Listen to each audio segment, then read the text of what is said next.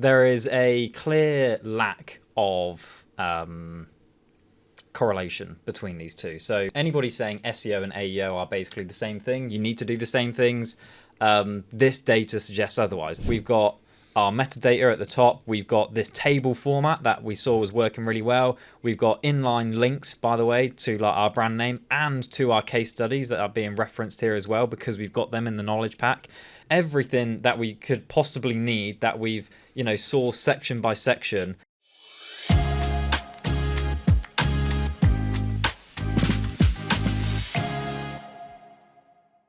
Hi everyone, welcome back to Demand Decoded. Dan here with you as usual, and this is a bit of a different episode on the podcast today. We just got done recording a live session on how to create an AEO strategy that actually creates pipeline. It was really, really fun. It was highly actionable. We gave away a complete live framework for everybody to use. We had some great questions. Yeah, good fun. We thought we'd share it with the podcast as well. I suppose if you want to get the most value out of this, heading over to YouTube to actually see the visuals and what we're walking through would be useful. But I'm sure you'll also get some insight from the audio version too. But whatever floats your boat, I suppose. But yeah, without further ado, let's get into that. Before we get into the podcast today, here's a quick word from our sponsors, HubSpot. Nobody likes a spoiler, unless it's your customers telling you exactly what they need. But too bad most businesses miss out on these signals. The hints dropped in emails, the messages hidden in call logs and chats, all of it's just trapped in unstructured data. But with HubSpot, you get all of this data in one place. Their customer platform brings together the insights you need to grow your business. And spoiler alert, the more you know, the more you grow. Visit HubSpot.com today to find out more. Hi everyone, welcome to this live session. I prefer live session, do you, to webinar? Better than webinar, yeah, agreed. It seems better. On how to create an AEO strategy that actually drives pipeline. We've spoken about AEO loads in past webinars, in our podcast, Demand Decoded, but we haven't really unpacked what makes an effective strategy, what you can actually take away, look at what we've done for ourselves, what we're doing for customers from a tactical framework-led standpoint and actually implement that in your own business. So today, that's what we're going to cover. We're going to actually look at step by step what you need to do, what you need to explore to actually create a AEO strategy that's going to get you more visibility, more citations, more high intent leads, more pipeline, more revenue from AI search. Yeah, it's an extraordinary time to be a marketer, as we've said many times over. This is a fascinating change that has real, unignorable impacts and ramifications on how businesses go to market. And a strategy is key. I often think of marketing in general as the science of art. It's the rigorous application of creative content production, messaging, campaigning, design, writing, a whole variety of creative outputs, but applied with purpose to the generation of measurable, predictable, countable things in many ways. And the rules are changing about what we need to count, what we need to be generating when we apply our creativity to our go-to-market, and AEO is a massive piece of it now. And so having a strategy for how you adapt, and lean into this new era, this new paradigm is a key first step. Always has been, design before build, plan before act. And we've really enjoyed, I've particularly enjoyed watching you figure this out. It's been fun. It actually has been fun, yeah. And yeah, we've made some headway, so it's good to share it. And we'll no doubt have to iterate on this and change as the world changes. Absolutely. But yeah, I think we've already found some really interesting things that help create a strategy that has some dependable outcomes and outputs and can guide you, in given where we are currently. Yeah. Well said.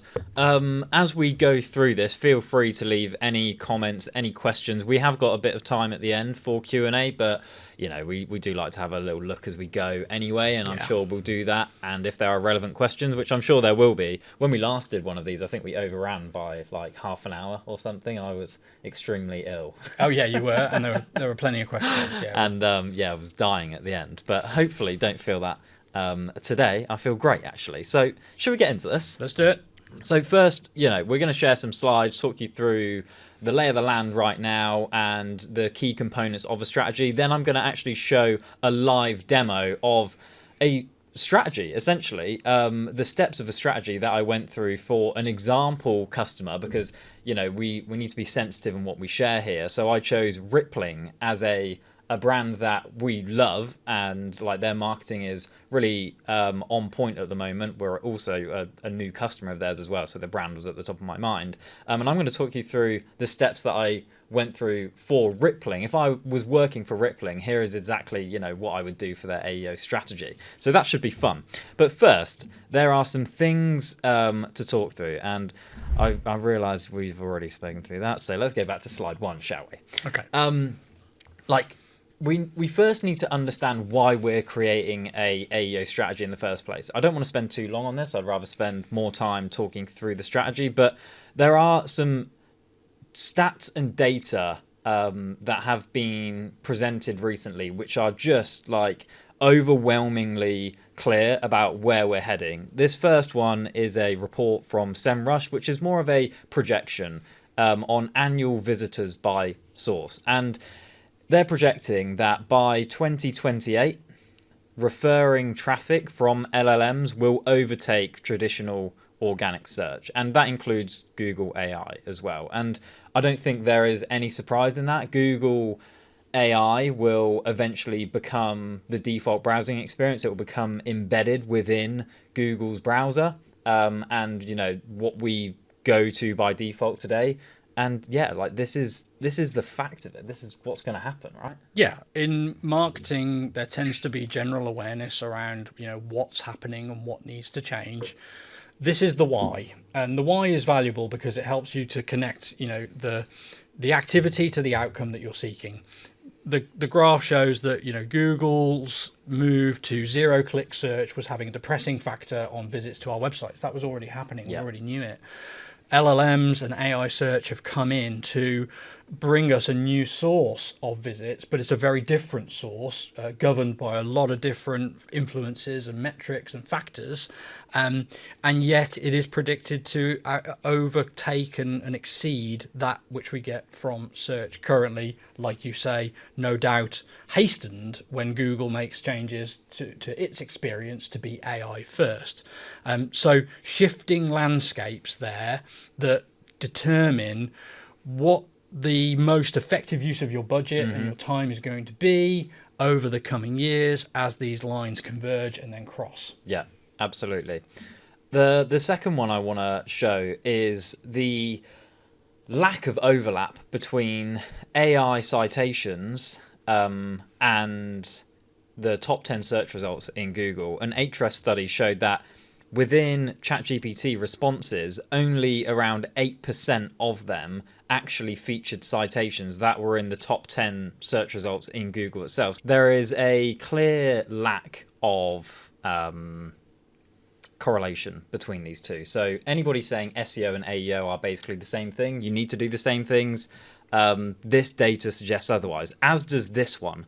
Which is from SimilarWeb. So this is showcasing the average query length between Google, AI mode in Google, and ChatGPT, and clearly showing the actual nature of searches, the experience that people are conducting in these platforms is completely different. Yeah, and I think anybody watching will be familiar with this. The AI experience lends itself to longer queries in the first instance, sequenced queries thereafter, much more context, much more nuance going into them, which is how AI is able to provide us with much more bespoke responses to our needs and our requirements. And it's a dramatic gap, right? And it's huge. Google was built to tap into essentially a symbiotic relationship between users and tools like this. Users understood that Google worked best when you used short queries containing the keywords that you were looking for, the best ranked content on effectively. That's all changed now with AI, and you're able to really give it whatever you want to in order to find the most relevant information, driving up the query length dramatically. Yeah, for sure. And I've put together, it's a little bit small here, but you can kind of see what we were doing before, which was, a 3-word query that we'd put into Google and have to go through every single result and actually do our own research, do our evaluation of those. But now we can put all of our context, all of the information about us, about our business, what we are trying to achieve, what the current state is like, and ultimately have ChatGPT or our large language model of choice do that research, do that evaluation for us, and give us a shortlist based on that. Yeah, and worth mentioning as well is that there's the memory as well. So even if you aren't putting in that degree of context into your query, that's true. There's context being added simply from the other conversations you've had, and that's true across ChatGPT, Google AI mode, always adding to what you're asking for to produce that more nuanced question in the first place and response. So a world apart from a 3 or 4 word query in the Google era. Yeah, for sure. Okay, so all of that means that now we do need to get serious about AEO. Like, we do need to actually not just publish content and hope for the best, not just read a tactic on LinkedIn that somebody's doing, even if it's us, things that I've said on LinkedIn. Like, whilst they're grounded in sound advice, actually crafting something bespoke for your business is really, really important, because I think I've done around 30 AEO audits now for different companies, and the findings are very different in terms of like content types, what's working, what isn't, and it does require your own kind of bespoke lens on this for your business. So yeah, it's really important that you create this AEO strategy to ensure that you are getting the consistent mentions and citations on this channel that we know is going to have so much influence over the next decade. Yeah, totally agree. It's, all businesses are different, not necessarily in the way that sometimes we think they are, but in terms of their ICP and effective messaging and the ways of reaching them. These are the things that, affect the strategy that's going to work for you when you discover how those things determine and change what you need to create, what you need to do, and where you need to do it in order to drive your results. I don't want to give away too much from the future, from the next slides, but yes, this is a bespoke process where there's real value in not adopting, off-the-shelf playbooks, but going to the effort to refine it around your situation. Yeah. So here's the 5 steps that I think everyone needs to go through in order to create this AEO strategy for your business. And I'll run through these actually live, and something will probably go wrong, as it does with every live demo. But essentially creating a structured knowledge base to understand your business, what you do, your ICP, your personas, creating target topics from those, simulating those personas, simulating your ICP to actually understand the prompts that they could use in these large language models, analysis of the content types that are being consistently cited to actually know in your industry, for your business, these are the kinds of things that are being referred to by large language models to actually draw in mentions and context. Creating the actual reusable content templates that will produce content at the scale you need to have consistent mentions and citations and optimize everything you're doing essentially for AEO.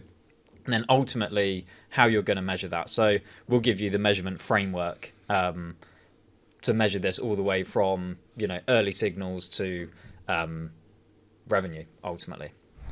All right. All good. Shall we get into the live demo?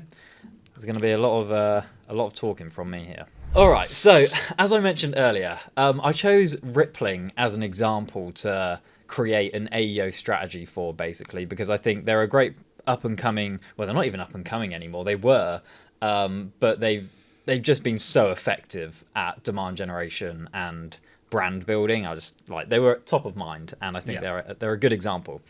So the first thing that you need in any AEO strategy is a solid grounding and knowledge pack of your business, your market, your ICP, your competitors, like a general documented understanding of everything inside your business, the products, etc., etc.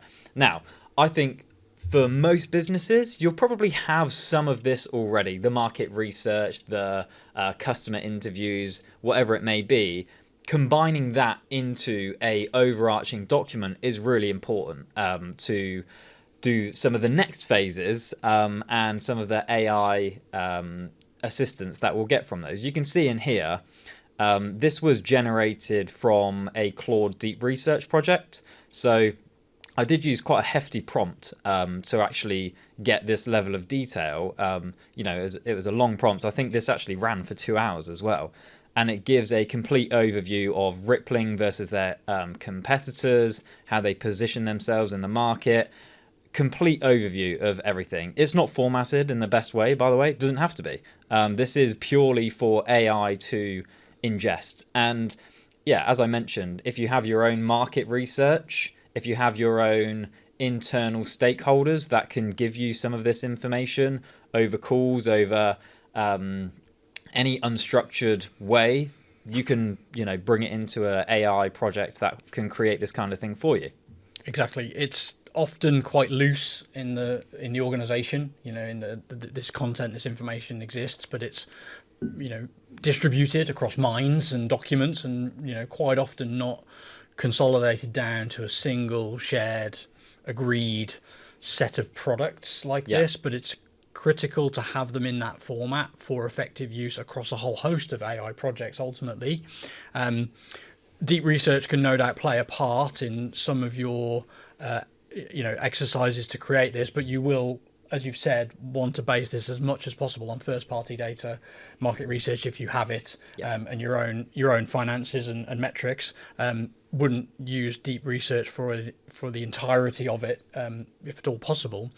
We wanted to do that to show a full example for a brand that we don't know inside out, of course. Yeah. But getting it down onto paper in this way is a foundational step because it's the building block upon which everything else is based, and can't really go forward without it and be effective and be successful. And actually, it's a really good exercise, across the board, because increasingly, the way that B2B marketing is evolving, understanding ICP, in an agreed, documented fashion is pivotal to going to market, reaching them and influencing them. Yes, in AI search, but across social, paid advertising, the events you do, it's a cornerstone. Yeah. And too often, not a solidified cornerstone. Well said. Yeah, absolutely. So this research, this document is crucial. I will use this in every single Claude project that you're going to see from now on. And it's worth saying, well, I'll get into the next step, then we'll talk about Claude. So that research that we've just conducted, you've conducted, however you do that, we use deep research, is essential for building your ICP documentation. And ICP documentation is such a crucial part of an AEO strategy because you need to simulate the way that your buyers are actually going to use these projects. And because we get no data right now from these platforms, ChatGPT isn't telling us what prompts our buyers are using. No. We've actually started asking on discovery calls that if they've come to us via AI search, our sales team will actually ask if they know the prompts that they use. I think we've got a handful of those, and they're all lengthy prompts. It's great to even just get a taste of what they are. But what this allows us to do is to create ICP documentation that we can then feed into the next phase. So we've used our market research there, and actually, let me just stop on Claude a second because Claude is just our AI platform of choice because we love the way that you can easily create projects, share them across the team, and the UI I think is really great. But the level of instructions and details we're going through here to actually get the output exactly what we exactly how we need it is very lengthy. these are intentionally crafted projects that took time to figure out, to give us the output that we need. So in this case, we fed in our research and got an output of rippling ICP and persona overview that will give us this, because we know this format then works extremely well to get the next step of things. Yeah, absolutely. The key to success with Claude and AI prompting in general, I think, is rich instructions, particularly if you're creating something that you're going to use multiple times. Rich instructions that provide guardrails, that provide formatting rules, that provide expectations, and a process to follow. They have such a dramatic effect on the usability of the output. And then where necessary, knowledge in the form of reference material or frameworks or structures that don't belong in the instructions, but you want to see referenced as those instructions are applied. Claude's a wonderful tool. We particularly like the way that they've built it out, and the models are incredibly effective for B2B marketing use cases. And then that approach to instructions is the way to sort of really multiply the effectiveness that you can have. Yeah, absolutely. So we can see here that we've got this ICP documentation that gives a top level overview of their master ICPs, then goes down into different categories and market segment ICPs. I mean, it's incredible, the detail that we've got out of these Claude projects, just from it doing deep research. Like, what you can do with your own first-party data will, be far superior. But this is just a fantastic way to do what we're going to do next, which is simulate being these people to actually get the prompts. So let's go into that. So we now have our next Claude project. So there's a ring through this, isn't there? Being Claude heavy users. Yes, I mean, we are heavy users of Claude projects, and most things take more than one project to do effectively and efficiently. For reasons of context window management, for keeping the scope narrow enough so that Claude can do an excellent job of creating the output. I find that if you try and hit the cue ball too far down the snooker table, the chance of missing the pocket is greater. That's my analogy for AI reliability. Snooker. Okay, good. Maybe we can work on some more of those. Okay, great. So the next step is to basically take our ICP. So what we're doing there is we're lifting up our customers, our market, our desired customers, and dropping them into this project and saying, what would these set of people actually do with AI? How would they search? What kind of prompts would they use in these kind of guardrails? So again, these instructions are lengthy. They are step by step. Look at these, core categories, expand these out, do this, do that. Here's step by step exactly what I want you to do. So from this, and I can even open up this chat and show you how that looks. That was a risk. I shouldn't have overstepped it. I shouldn't have overstepped the mark. My laptop since the Mac update has been terrible. But I've essentially, trained it to give me Claude prompts in a very specific way. So it will give me the topic first and then the prompt below, step by step. And then I got it to actually give me a Excel version of that I can then show you here.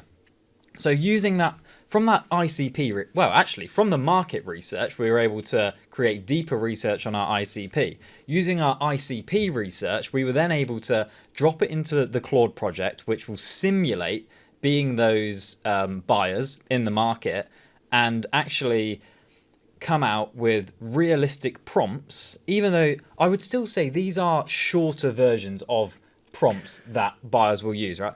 It is incredibly, it's impossible, actually, right now to know the full prompt that your buyers will use. And this is a thread that will go through everything in AEO, which is we are tracking trends here. We're not tracking one-to-one relationships with prompts. Yeah, you're right. It's impractical to try and do this at the level of, one-to-one with the prompts that are being used, the length, the variety, the context. It's beyond what makes sense to do, but we're still quite far removed from the keyword targeting, ways that worked within the SEO era. These are still long enough to create the nuance and the niche which allows you to create highly aligned, relevant content that's valuable to that user, and will appear in a number of longer prompts, we hope, across a broad enough time span. Exactly, and I'll show you that when we get into Scrunch, our AEO tool, and what that can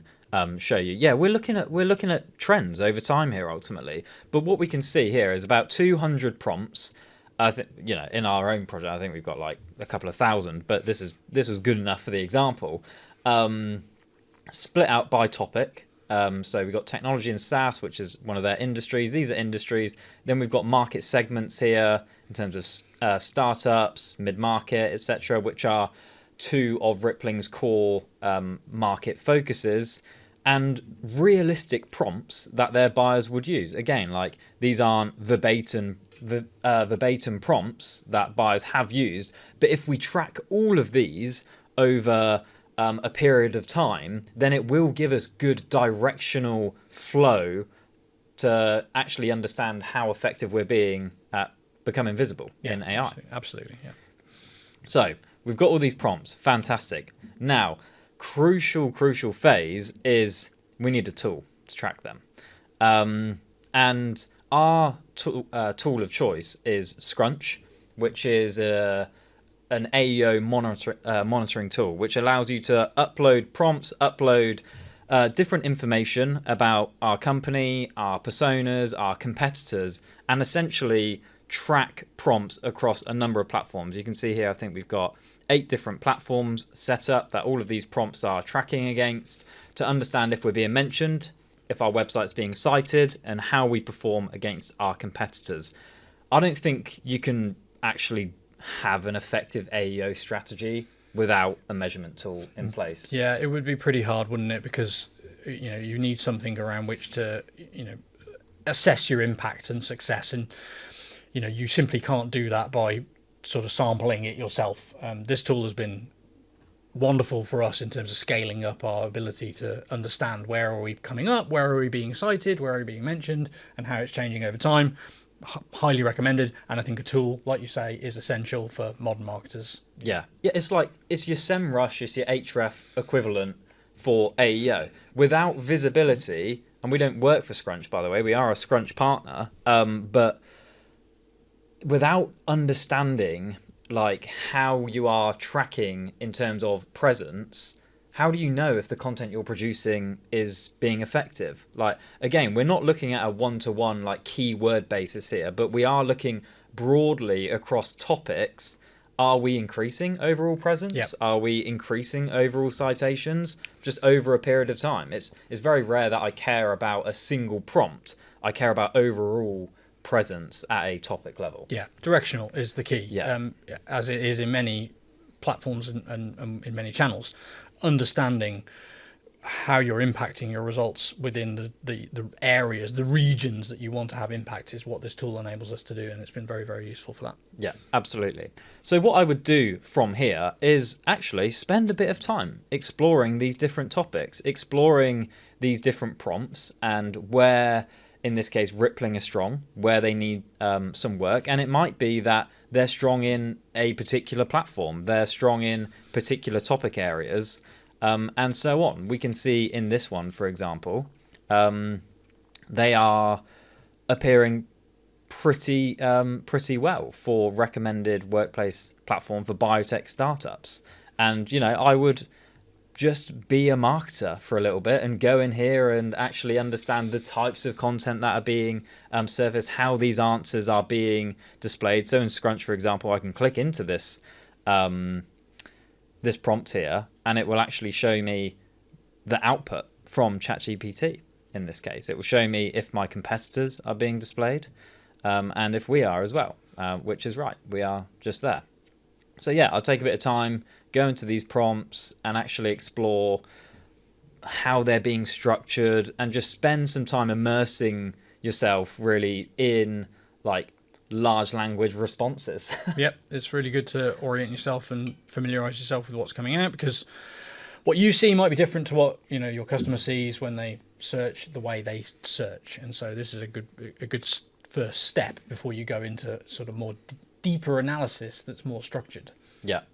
The next step is to like zoom out a little bit and actually look at the types of content that are being surfaced, because content types is like the next big step of the AEO strategy, because that's what's going to form what you do next ultimately. And I realized literally 10 seconds before this started that for some reason the citations area isn't working in here. So I've opened up our own Scrunch project for the citations area, and let's just pretend this is rippling.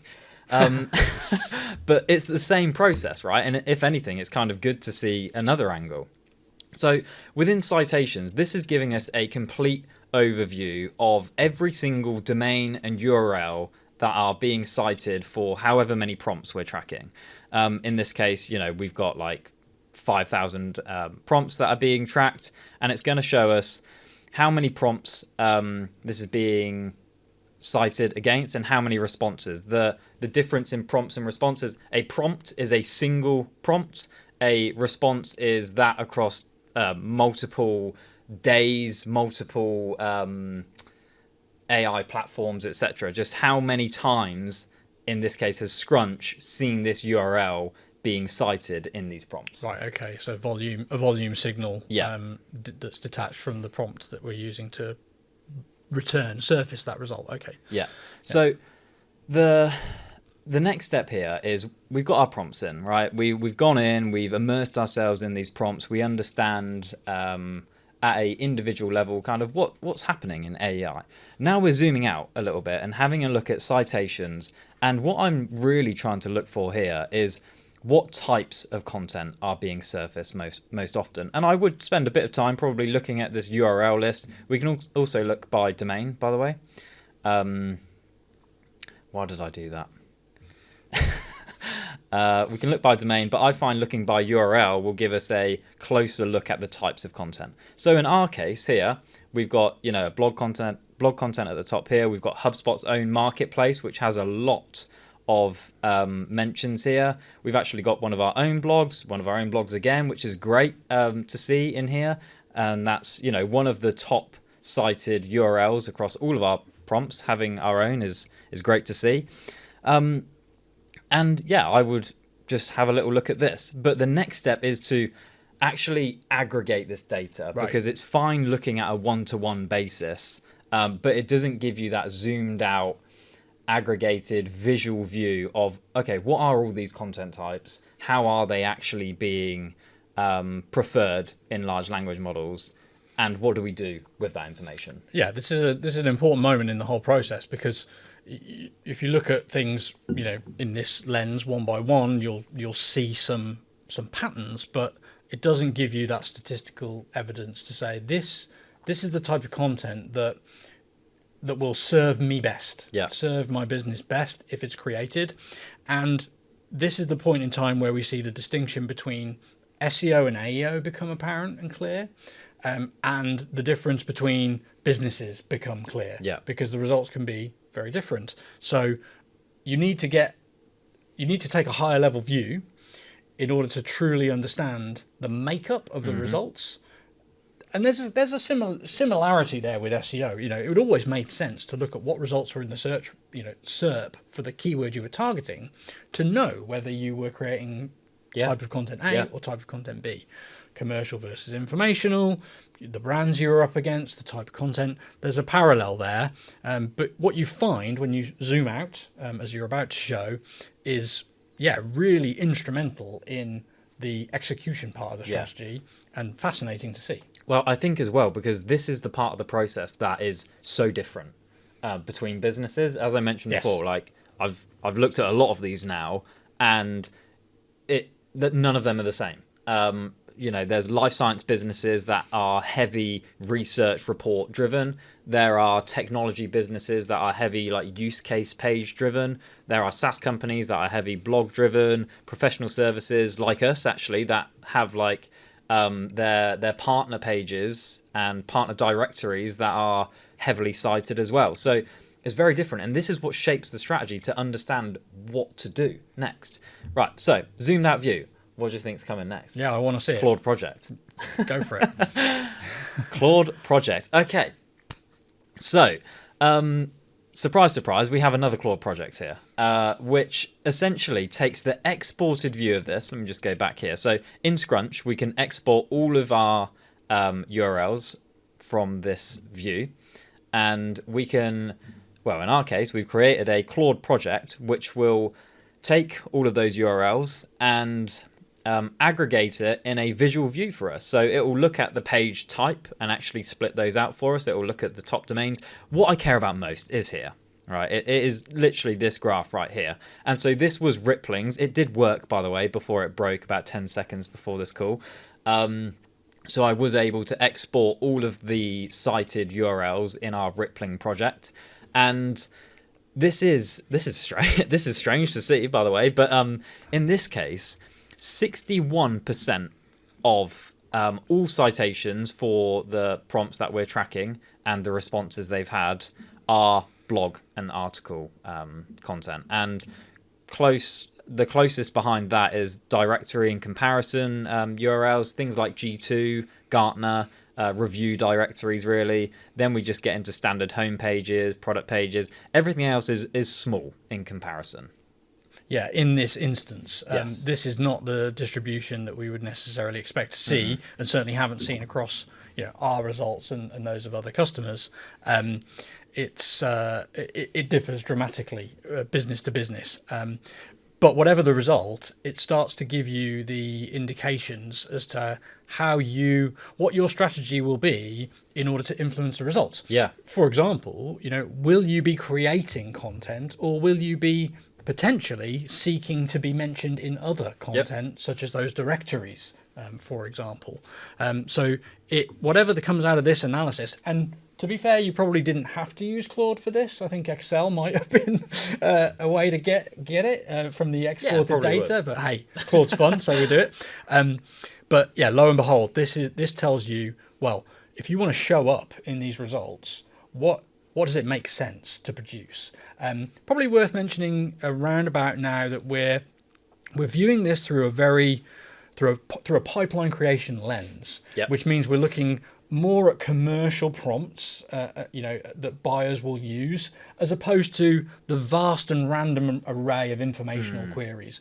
We're seeking citations that align with and correlate with mentions, clicks, and pipeline, and visits to your website, that enter pipeline. So that information, the prompts that you're using, combined with this information, are the building blocks, really, of the tactical part of the strategy. Yeah, absolutely. This is your next step. This is what to do next, ultimately. And as Phil mentioned, this will not look the same for every single business. Rippling is probably a bit of an outlier in what I've seen to have this many blogs and articles as citations. But this tells us that, okay, we either need to produce our own blogs and articles to actually get citations which result in mentions for the brand. Maybe we should touch on that, by the way. Okay. Like how citations lead to mentions, etc. All right. I'll come back to that. And let me figure it out. And then maybe we have a look at directories and how we become more present in those. But going back to us, for example, we actually will likely we are spending time on like the HubSpot partner directory. Because this is such a cited source of information for us, how do we become more visible there? So we're working on getting like accreditations, more reviews, etc., to improve that visibility. But there are also a lot of blogs in here. So the next step is to understand these content type sources in here and then go a level deeper. So now we go back down into the information.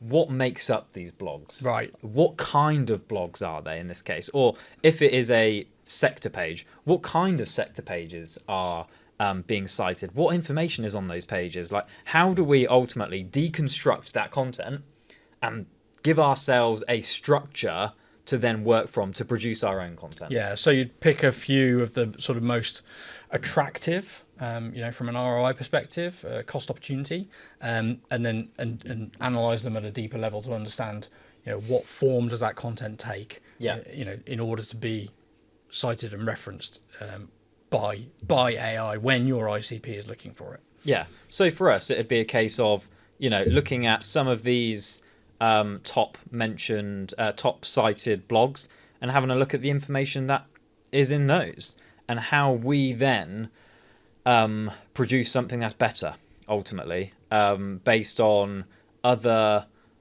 types of content that we've seen in the industry being used for AEO, our own knowledge of AEO, actually feeding like AEO data and insights into a Claude project, which can make that work. That's all really, really useful. Yeah, forgive me then if I'm spoiling, a twist that you're going to reveal. But for example, if blogs, and in many cases blogs will be a prominent content They'll be up type, there, yeah. when you look at the nature of those blogs, there's quite likely a distinction between a blog that would have been a blogging strategy that would have been effective in an SEO sense, and the blogs that are showing up in these responses. So again, that deeper level of analysis reveals the difference in the strategy that's required, as opposed to the simple continuation if you've been creating those things in the past. Yeah. I just want to interrupt the show to bring you another podcast on HubSpot's podcast network called Marketing School. If you need practical marketing strategies that actually work, Marketing School from the HubSpot podcast network is essential listening. Hosts, as you'll know, Neil Patel and Eric Sue, give you daily 10 to 15 minute episodes packed with actionable tactics from their own marketing experience, building and scaling multiple companies.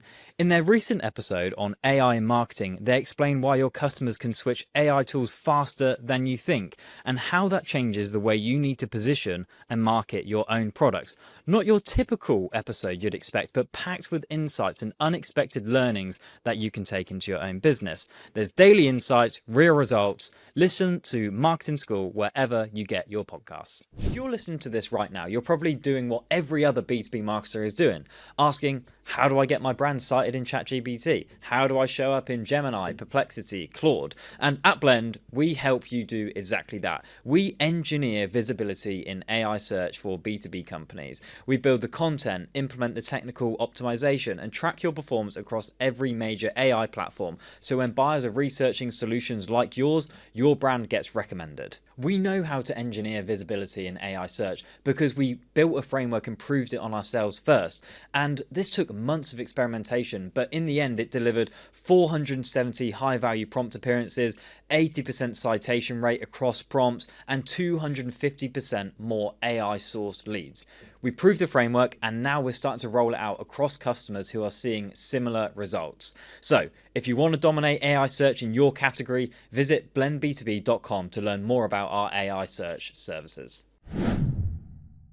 Should we just spend like a moment talking about when is the right time to create your own content versus when is the right time to try and get mentioned in other people's content? Yeah, it's an interesting topic, isn't it? Because of course, if you see, directories or publications or other people's blogs high up the list, then it's inevitable that you will ask yourself, well, rather than create my own content, perhaps I should be seeking to be included in their content. Mm-hmm. It's the link building strategy of the AEO, channel. My personal take is that there's always a cost opportunity balance to be struck. We know as marketers who see it daily how incremental, how negligible the success rate of an old school outreach strategy is for like obtaining links. Yeah. We're getting requests all the time to be included in this post or that post. Because our AEO strategy it's actually a byproduct of our AEO strategy. Oh, it's massively increased. Yeah, absolutely. Now, I've not seen those kind of strategies in my career as a marketer. I've not seen evidence of results, those kind of strategies working at a rate that I consider to be satisfactory.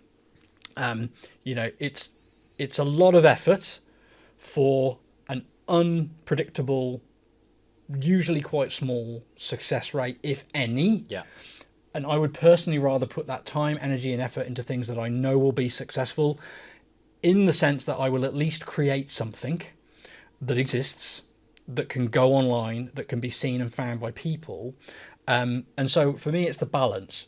the time and effort could be spent building content to influence sections of this list reliably, consistently, without doubt, or poured into what is quite often a much harder thing to make work. The exception to that rule is probably the digital PR sort of version of that, which I think has got greater success potential, greater effort requirement, but businesses who've been doing it will already know like how to do it and how to achieve it. I think if you're just getting started, then creating your own content is likely to be the most effective way to make moves and to make an impact. And so that's where I stand on it. It's like, if I'm going to spend budget in the form of time and effort, I want to know that I'm getting something out of it at the end of it. And I've not had the pleasure of seeing highly successful, please add me to your blog post type strategies. Yeah. If I had unlimited budget, which I wish I did, I still would not use an outbound like link building tool in that way. That's going to email the owner of this blog post and ask to be added in.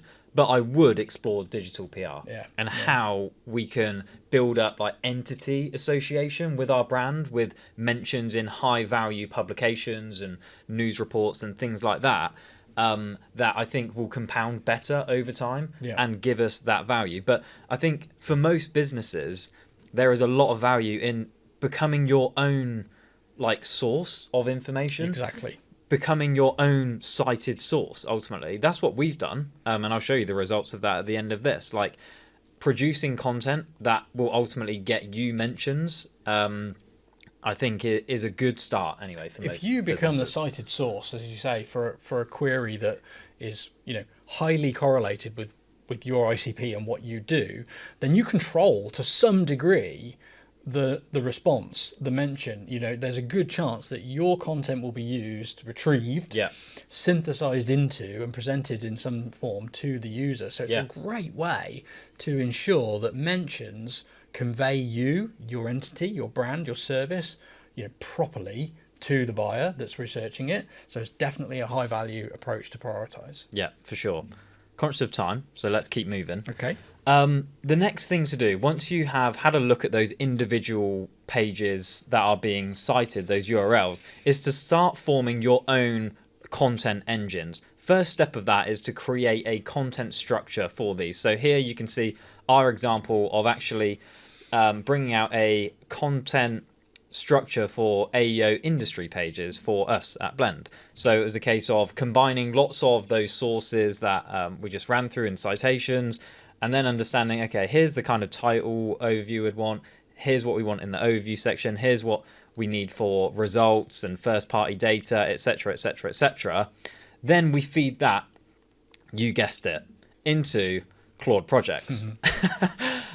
Now, I'm almost embarrassed to say that one of these Claude projects took me about 40 iterations or something to get right. So this is a lengthy process to get it up and running. But once you do, these projects will produce content for you that is incredible. Yeah, I wouldn't be embarrassed. The effort is moving to the prompt engineering step of phase of some things within marketing. We're no longer going to spend quite the same time or effort in the actual production of the piece, or at least the output of it in its first form.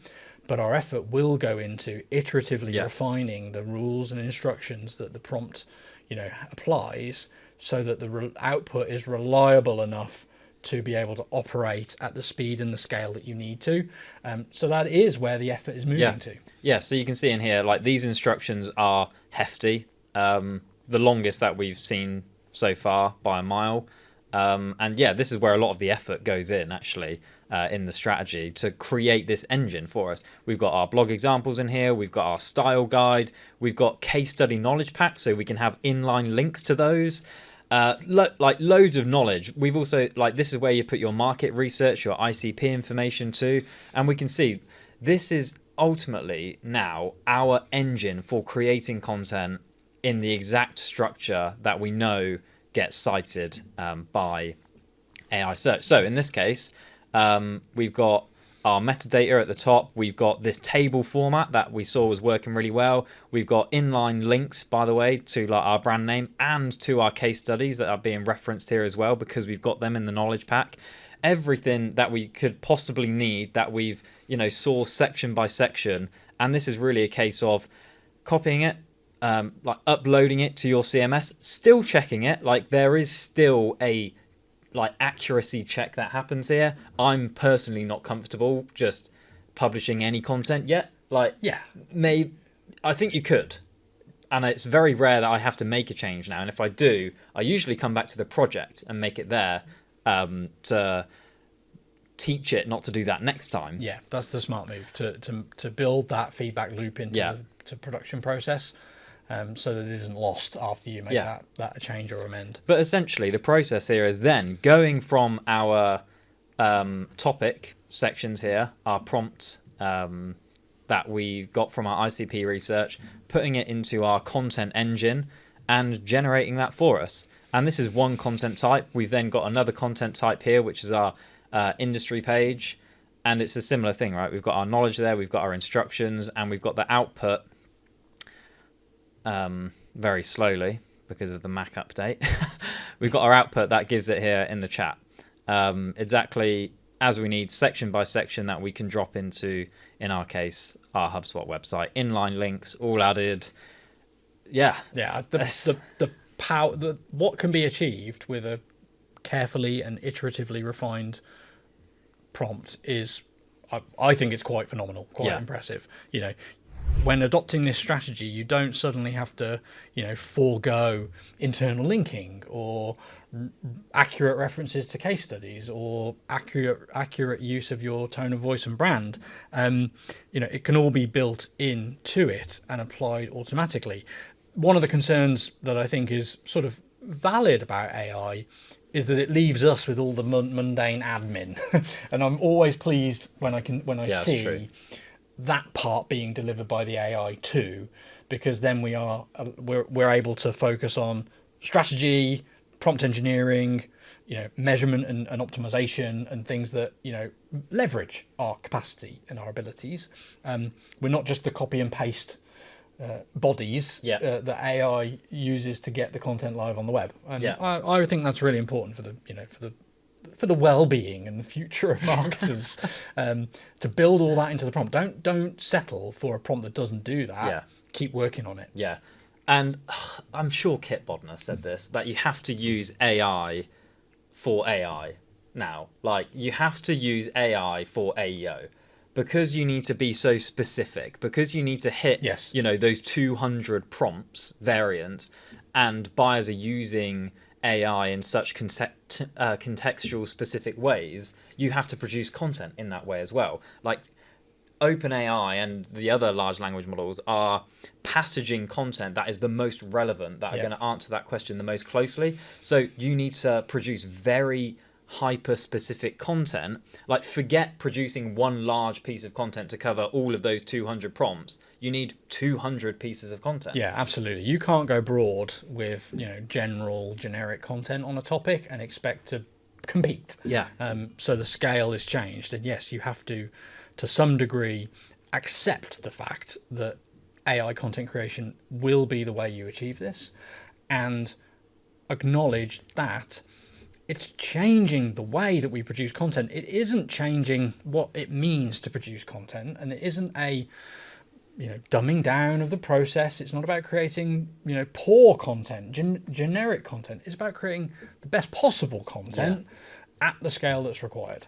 Yeah, for sure. And you can see by the knowledge, the extent that we went to create those Claude projects. Like, it's just, as you said before, the effort has gone into the prompt engineering. The effort has gone into creating the scalable engines to do this going forwards. It certainly has. Should we finish off the deck? Because the next point is around how we measure all of this. This is a point where you can screenshot this slide if you want and post it on LinkedIn and say how amazing this webinar was, live session. But this is a framework that you can use, that we're using for ourselves and for customers, to ultimately give a start to finish overview of AEO. So branded searches in Google is going to be really important because we know that many buyers are using large language models to curate a shortlist to find brands, but will then just go to search and search for their brand name. AI overview coverage. This is where we get into, our Scrunch visibility, competitive presence, citations, sentiment, etc. That is all about early signals of how are we actually performing in large language models. Are we being more present now? Is our brand being mentioned more? Is it being cited more? Is the content we're producing being cited more? To actually get early signs of success there. Then how are we performing in terms of, we're calling it MQLs, but it's high intent leads basically. Are buyers finding us in AI, coming to our website and inquiring about our product, service, getting a demo, whatever it may be, and that's that. I think. Didn't know if there was anything else. No more to say that. How are they progressing into sales qualified lead, or if you use that stage, you might just skip it. How are they progressing into the pipeline there? And by the way, didn't touch on how we're measuring AI MQLs. We are using self-reported attribution. Because it has revealed a lot more buyers that have come to us and said they heard about us through AI search originally compared to software attribution. As always. It's great that HubSpot gives us a AI search or AI tool visitor number, but that only tells you part of the story. That tells you a certain amount of people who got to your website directly as from a click within those tools, but self-reported attribution actually reveals that there are more that come to us either because of AI search, which is probably the more important thing to know, than or from AI search, but in a way that didn't get picked up by the software attribution. Absolutely. I mean, software attribution, it's honestly just the worst thing about being a marketer right now. But self-reported attribution gives you some really good insight into this, and people are increasingly just being quite accurate and specific, and they will tell you if ChatGPT or AI highly influence their visit to your website, you're going to find out about it. Absolutely. And then we track that through into the pipeline, into closed won, ultimately. And depending on your sales cycle length, that might take longer to see, might take less time to see, but at least you'll have the early signs of success, the early signals to tell you to either keep going with this or to change your strategy from Scrunch, from branded search and Search Console, etc. This is a good sort of range of leading indicators, that has many parallels with the broader go-to-market, which is getting seen, getting found, engaging, attracting, converting, turning into pipeline, turning into revenue. Could take a while, like you say, for pipeline and revenue to really prove out, but you should be able to build an assessment prior to that. Yeah, for sure. So I just wanted to share some examples of what we did for ourselves and what we've seen here, and how some platforms differ to others. So we can see here in this prompt that we're tracking, demand generation agency for life science companies. Something we actually do for a sector we actually work in. This isn't trying to game anything. That's false. It's not hypothetical. It's actually not. No. So we produced a piece of content for this on the 21st of January, and it was published then. And from January the 24th, we were then consistently mentioned and eventually, cited as well for this prompt for ourselves. And that is 3 days apart from when it was published to when we are being consistently mentioned and cited. Yeah, that's quite a rapid turnaround, isn't it? Quite unheard of, really, actually, to see. Wouldn't necessarily expect to see that big impact that soon, that quickly. Which I think should encourage everybody to take this seriously and have a good look at it. Now, this is something I have seen consistently, actually, for ChatGPT in particular. Very quick to pick up new content. If your site is quick to index, ChatGPT will find it quickly. with its search capability, and if you're producing extremely relevant content at the scale that we've spoken about that you need to, then you will be picked up very fast because of the relevance. It's impressive, isn't it? What isn't so fast, though, is Google's AI overviews. So AI overviews I see as more like traditional search because it sits at the top of a search result, right? And it, for me, is still part of like the 10 blue link experience. But we can see here that actually it's about 3 to 4 weeks later that we start having an impact here and start getting visibility in AI overviews. Similarly, again, another example. This was last year, but you only can see the last 14 days there. But we published this content at the start of December. Consistent mentions not long after that in December. Again, and this is actually, by the way, what I expect to see a little bit more, like a few more, red marks in here where we're not being presented and mentioned. That's normal. I would probably expect to see more because of the probabilistic nature of AI models. It's very rare that you would see just green like all the time. Yeah, completely. But again, we're looking at trends. We're looking at direction.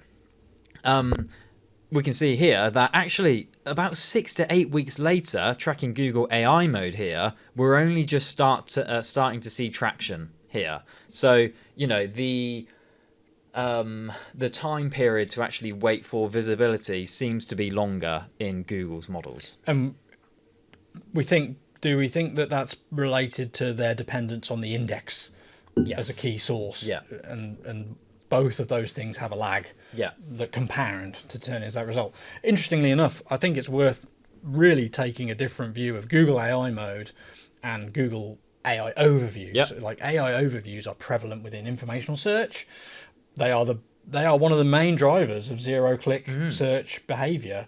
So not necessarily the thing to be optimizing for, whereas Google AI mode and prompts that are very commercial in their nature is much more like a ChatGPT use case, and therefore something where your patience is required because the time frame to results will be different, but it's worth having in your analysis. Yeah, for sure. So then what we were looking at overall is, a positive trend from mentions and presence ultimately compared to competitors. So we've gone, from like 18% to about 36% in overall presence for these prompts that we're tracking. Positive increase at 71% in more citations, etc., etc. So, we're seeing our result of the content strategy have a real positive impact in overall mentions and citations. The next step along from that is to, see, actually that wasn't the next step along, not going to lie, that was an unexpected slide of citations. But we are becoming our own cited source. This is showing. Out of all the prompts we're tracking, we are actually being mentioned, cited more than any other domain. The next step is to actually look at how many high intent leads are we getting from AI search. And if we're comparing 2025 H1 compared to H2, it kind of works with our sales cycle length. High intent leads from AI search grew 4 times in that period. And I'd say we got serious about our AEO strategy probably late August. So this correlates extremely well with when we really started, producing that kind of content, adding schema to our website, doing other things actually than just producing content, but that's obviously a massive part of it. But ultimately, conducting our AEO strategy. And just to clarify for people watching, is this software attribution data or combined software and self? This is pure self. Pure self. Okay, got it. Yeah. So, you could actually add a few more in there if it was, because we've actually had leads come to us. Software attribution says they came from AI search, but they reference something else. Well, that's the mad thing about it, right? You have to choose one, I think, when it comes to a channel. Okay, yeah. So you're using bucketed, grouped self-reward attribution as the North Star metric. Yeah. So these are leads that have come to our website and said, "I want to work with you. Can we talk?" Found you an AI search. Brilliant. And we're seeing a similar trend. Obviously, there's going to be a lag here with sales cycle length, but we're seeing a similar trend in AI-sourced pipeline. From H1 to H2 2025, pipeline from AI sources, AI source leads grew 3x. So, that early investment in this is compounding pretty quickly. Yeah, it's clearly an effective channel if you can make it work for you to be getting those sorts of increases. Now, it's a smaller source. Let's be clear. Yeah. So it isn't the major contributor to our pipeline then or now, but the rate at which it's growing, that's incredibly exciting. We're all looking for reliable ways to grow fast. Clearly, there's one here. Yeah, and last data point from us from our own data is average deal sizes from AI search. They're 2.7 times larger than from Google. Yeah, and I mean that's driven by the fact that an AI search visitor opportunity will be well researched, well informed, high fit, high quality in your ICP most likely. So the performance of them in the pipeline, the value of the deal, the speed to close most likely, at scale, these things will all be better. It's well reported that a visit, far fewer visits, but a visit from an AI search experience is 4 times more likely to convert.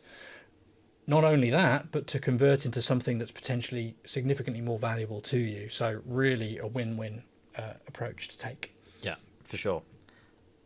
Right, I think that's the end of those slides. Questions? Do we have any questions? Amazing. I know there was a few that I think I found.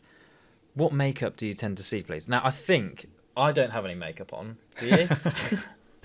I think that was in reference to the typical kinds of content types that we're seeing.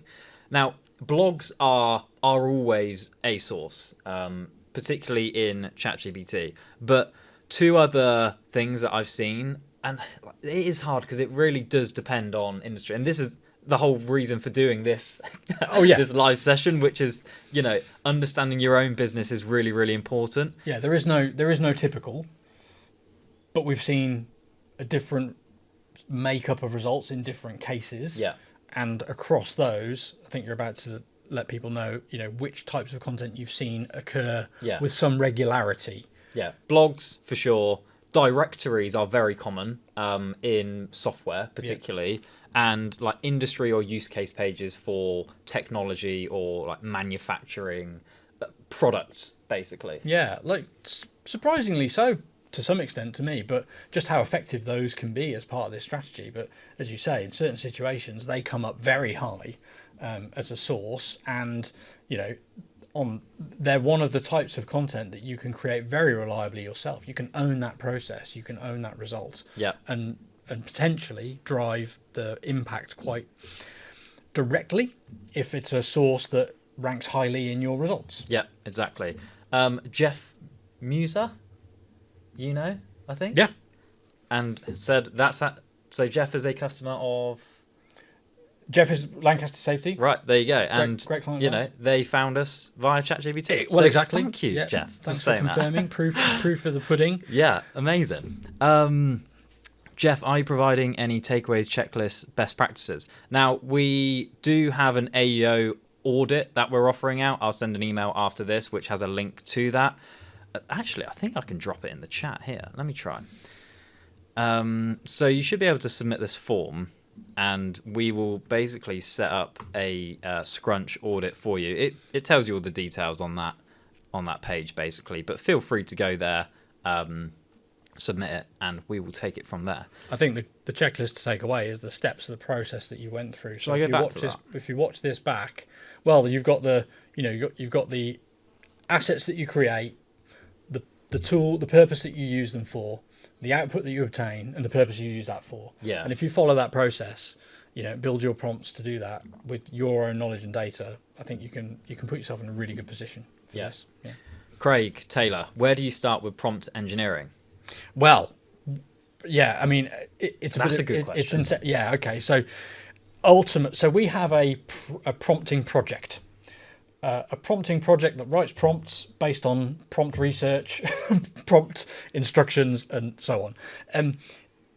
AI is pretty good at writing its own prompts, but it's always worthwhile building something that can create prompts at scale. And the way I think about this is think about what you want to achieve, think about what assets, frameworks, rules, and knowledge sets might be required to achieve that if you're doing it yourself, and then use AI to create a prompt to apply those things to the achievement of your outcome and review the output.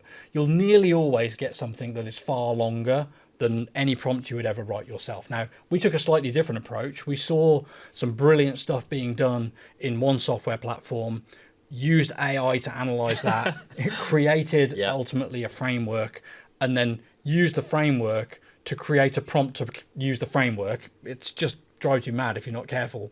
But it's about building that rule set out, and you can use AI to your advantage there. You will end up with a prompt that is really very long, and that's not a problem. AI can handle it. It's shocking how well these long instructions can be used. And then it's a case of taking that prompt, that instruction set out of where it's created, building it into a project where you'll use it, running it, and then taking the feedback that you get from that first run back to the prompt creating space, I think, and building it in and iteratively working through both until you get to a point where consistently you get an output that meets the requirements that you've got set for the task at hand. Yeah. I mean, Craig, I'm sure we'll talk to you more about that anyway, because it's a useful area to understand more of. This is a great question. Sorry, I was reading it as you were speaking there, but I'll read this out for you. The second step assumes that we currently have sufficient content to show up consistently in AEO results. What if we're a startup competing against big legacy brands, years of domain expansion under their belts? Will this help us understand how to optimize our existing content to show up alongside them? Also, how do we know if a content type might be beneficial if we don't currently utilize it on our website and don't have that visibility in this analysis? Right. I think what this is referring to is this. Is that what you're getting from that as well? It's how are we comparing our brand against these others? In this case, Rippling are just doing a really great job at being their own cited source of information. But when you add your prompts into Scrunch in this case, so if you've got, 1,500 prompts or whatever it may be, tracking your domain in here, you're just purely tracking against competitors.